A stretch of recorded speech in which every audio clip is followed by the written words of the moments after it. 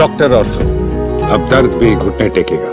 हरियाणा में सरकारी नौकरियों की भर्ती प्रक्रिया एक बार फिर सवालों के घेरे में है। कांग्रेस नेता और राज्यसभा सांसद रणदीप सिंह सुरजेवाला ने हरियाणा लोक सेवा आयोग यानी कि HPSC पर असिस्टेंट प्रोफेसर की भर्ती को लेकर गंभीर आरोप लगाए हैं।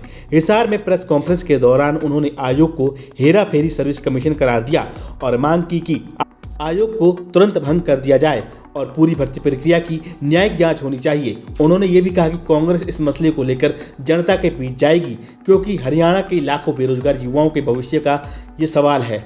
सुरजेवाला ने बताया कि 2019 के बाद से हरियाणा में असिस्टेंट प्रोफेसर की कोई नियुक्ति नहीं हुई है।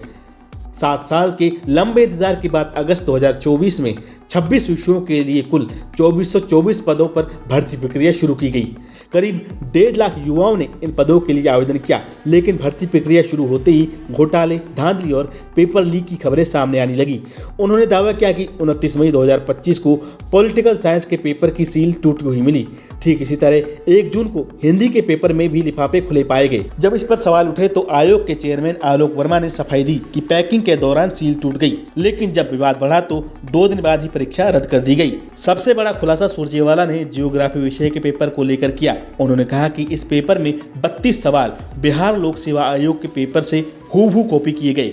हैरानी की बात यह है कि HPSC के मौजूदा चेयरमैन आलोक वर्मा भी बिहार से हैं। सुरजेवाला ने सवाल उठाया कि क्या ये सिर्फ संयोग है या जानबूझकर धांधली की गई है। इतना ही नहीं, रणदीप सुरजेवाला ने आयोग की ओर से जारी की गई आंसर शीट को भी गलत बताया। उन्होंने कहा कि पुराने HTET के पेपर में एक सवाल का सही उत्तर जीन गॉटमैन था, लेकिन अब उसी सवाल में उत्तर बदलकर पैट्रिक गेट्स कर दिया गया।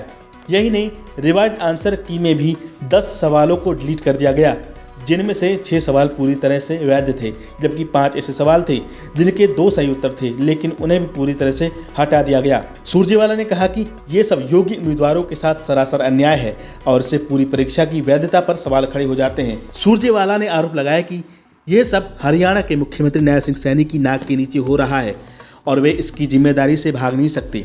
उन्होंने कहा कि बीजेपी सरकार ने युवाओं के भविष्य के साथ खिलवाड़ किया है और अब वक्त आ गया है कि इस आयोग को भंग कर एक सिटिंग हाईकोर्ट जज से इसकी जांच कराई जाए। कांग्रेस नेता ने कहा कि अगर ये धांधलियां ऐसे ही चलती रही तो लाखों युवाओं का भरोसा सरकार और भर्ती संस्थाओं से उठ जाएगा। उन्होंने दावा किया कि कांग्रेस इस मुद्दे को हर मंच पर उठाएगी और युवाओं के अधिकारों की लड़ाई को मुकाम तक पहुंचाएगी ताकि हरियाणा के युवाओं को न्याय मिल सके।